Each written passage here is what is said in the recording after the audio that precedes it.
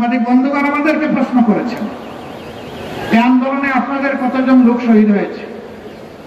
আমরা বলেছি জানি কিন্তু বলবো না। তারা বলে জানলে বলবেন না কেন? আমরা বলেছি শহীদদেরকে আমরা কোনো দলের অংশ বানাতে চাই না। আমরা এই শহীদদেরকে জাতির গর্ব হিসাবে দেখতে চাই। তারা আমাদের জাতীয় সম্পদ, তারা আমাদের জাতীয় বীর। সুতরাং আমরা দলীয় ভিত্তিতে ভাগ করার পক্ষে নই। প্রিয় ভাইয়েরা, এই জন্য আপনারা লক্ষ্য করেছেন যিনি শহীদ হয়েছেন জামাতে ইসলামী তার খবর পেয়েছে, তার দলে দৌড়ে গিয়ে হাজির হয়েছে। আমরা দেখি নাই তিনি কোন দলের, দেখি নাই তিনি কোন ধর্মের। আমরা দেখেছি তিনি ছিলেন ফেসিবাদের বিরুদ্ধে একজন যোদ্ধা। এই জন্য আমরা তার পরিবারকে সম্মান দেখাতে গিয়েছি। তারা আমাদেরকে গ্রহণ করে সম্মানিত করেছে। আমরা আমাদের তৌফিক অনুযায়ী তাদের পাশে দাঁড়ানোর চেষ্টা করেছি। শহীদ পরিবারগুলো তার সাক্ষী। তবে যদি আমাদের জানার বাইরে এমন কোন পরিবার থেকে থাকেন, তারা আমাদেরকে একটু সুযোগ দিবেন, সহযোগিতা করবেন, আমরা তাদের কাছে পৌঁছতে চাই। যারা আহত হয়েছেন আমরা আমাদের সামর্থ্য অনুযায়ী চেষ্টা করছি তাদের পাশে দাঁড়ানোর, কিন্তু একটা দাবি করতে পারবো না যে তাদের যে হক আমাদের উপর ছিল তা আমরা পূর্ণভাবে আদায় করতে পেরেছি।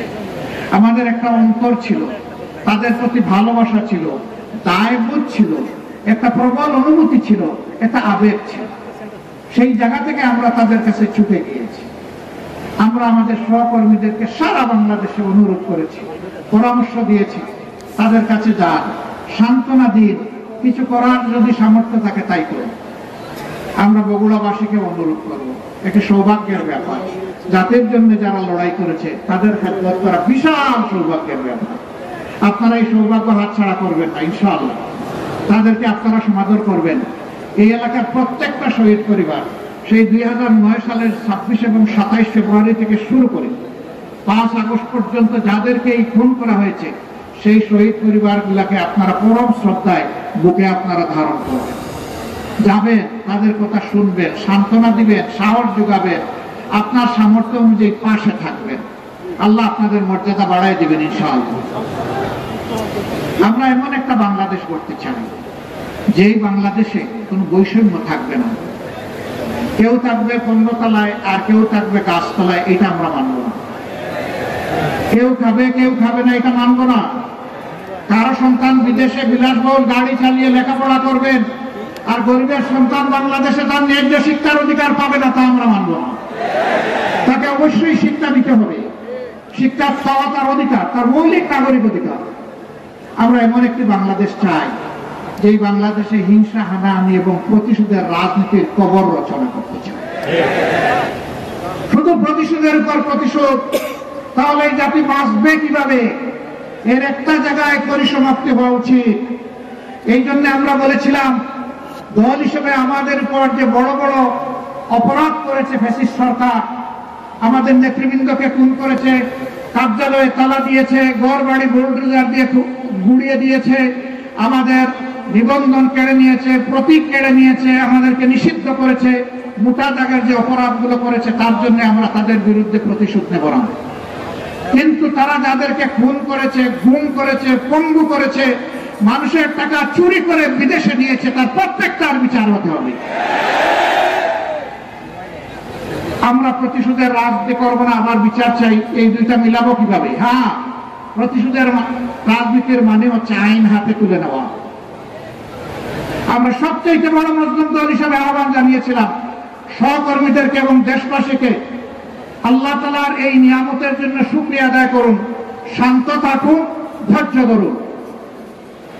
আলহামদুলিল্লাহ, বাংলাদেশের 18 কোটি মানুষ পরম দায়িত্বশীলতার পরিচয় দিয়েছে। আমি আল্লাহর শুকরিয়া আদায় করি আর জনগণকে আমি অভিনন্দন জানাই। ওবায়দুল কাদের সাহেব বলেছিলেন, আওয়ামী লীগ ক্ষমতা হারালে 2 দিনের ভিতরে বাংলাদেশে আওয়ামী লীগের এবং তার অঙ্গ সংগঠনের কমসে কম 5 লক্ষ নেতা কর্মীকে খুন করা হবে। বারবার তিনি এই কথা বলে জুজুর ভয় তৈরি করেছিলেন, মেরে কুটে তারা যাতে ক্ষমতায় থাকতে পারে, ন্যায় অন্যায় যাই হোক, ক্ষমতায় আমাদেরকে থাকতেই হবে, না থাকলেই আমরা মারা পড়ব। আপনারা বললেন আপনারা উন্নয়নের রাজপথে জাতিকে তুলেছেন, আপনারা বললেন যে বিশ্বের উন্নয়ন ধরনের রোল মডেল বাংলাদেশকে বানিয়েছেন। আপনারা বললেন আদালত স্বাধীন, আপনারা বললেন বিচার বিভাগ স্বাধীন, আপনারা বললেন মিডিয়া স্বাধীন। তো সব কিছুতে আপনারা আপনাদের ভাষায় উন্নত মানের পরিবেশ দিলেন। তো এই ভয় করেন কেন যে মানুষ আপনাদেরকে ধরে ধরে মারবে, পিটাবে? আপনারা জানতেন আপনারা কি অপরাধ এই জাতির বিরুদ্ধে করেছেন, এই জন্যই আপনাদের এতটা ভয় ছিল।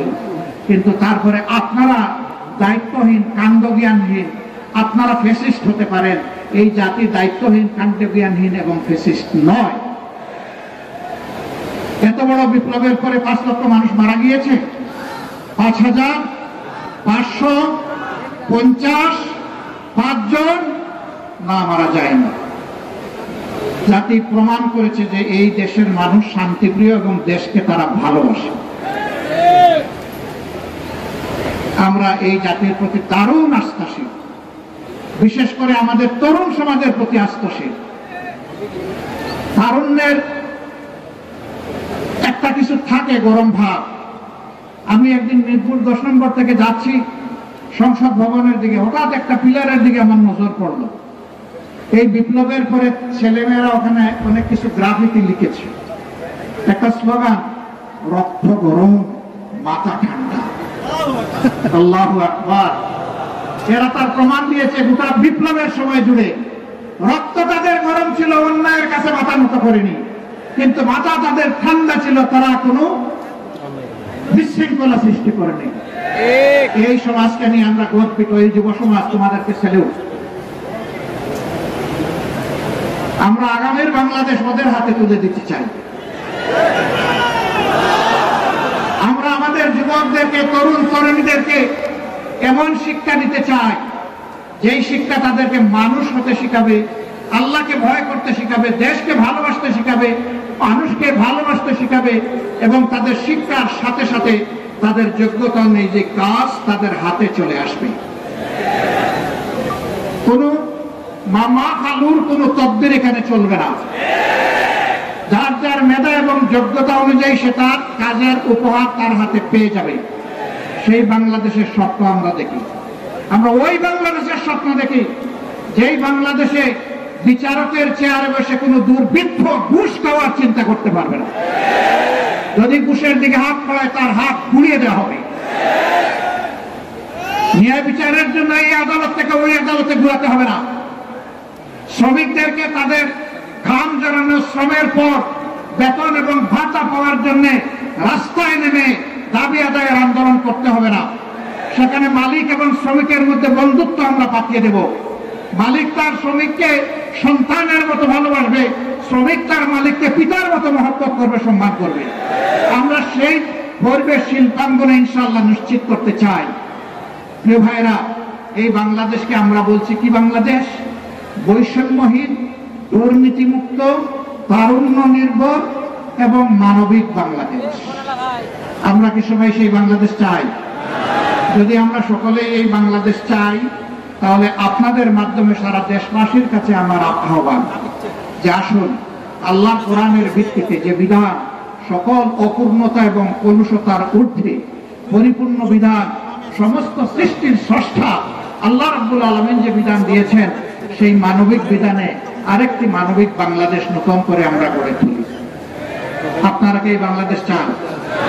আপনাদের মাধ্যমে আমরা গোটা দেশবাসীর দোয়া চাই, পরামর্শ চাই, সাহায্য চাই, সাথে চাই, পাশে চাই। সাংবাদিক বন্ধুরা, আপনারা আমাদের পাশে থাকবেন ওয়াচ ডগ হিসাবে। আপনারা চারদিক থেকে আমাদেরকে দেখবেন। 4D ডাইমেনশন এই জমিনের উপরে আল্লাহ তাআলা শান্তির ফায়সালা নাযিল করুন। আল্লাহ বগুড়াকে একটা শান্তির জনপদে পরিণত করে দিন। ঘরে ঘরে আল্লাহ তাআলা এমন সব মানুষ পয়দা করে দিন যারা তাদের আল্লাহকে ভয় করবে এবং যারা দেশবাসীকে সম্মান এবং ভালোবাসবে। এমন সন্তান দিয়ে আল্লাহ প্রতিটি ঘরকে পরিপূর্ণ করে দিন। আপনারা আমাদের জন্য দোয়া করবেন। এই লড়াইয়ে আমাদের নেতৃবৃন্দ কোনো অন্যায়ের কাছে মাথা নত করেননি, মাথা নত করেছেন বারবার শুধু আল্লাহ রাব্বুল আলামিনের কাছে।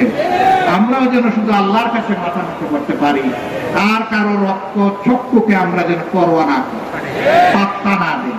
আমরা যেন মুক্তির মঞ্জিলের দিকে গোটা জাতিকে নিয়ে এগিয়ে যেতে পারি। আল্লাহ যেন সেই তৌফিক আমাদেরকে দান করুন। আপনাদের সকলকে ধন্যবাদ। আসসালামু আলাইকুম ওয়া রাহমাতুল্লাহ। আল্লাহ হাফেজ। বাংলাদেশ জিন্দাবাদ। বাংলাদেশ জামাতে ইসলামী জিন্দাবাদ।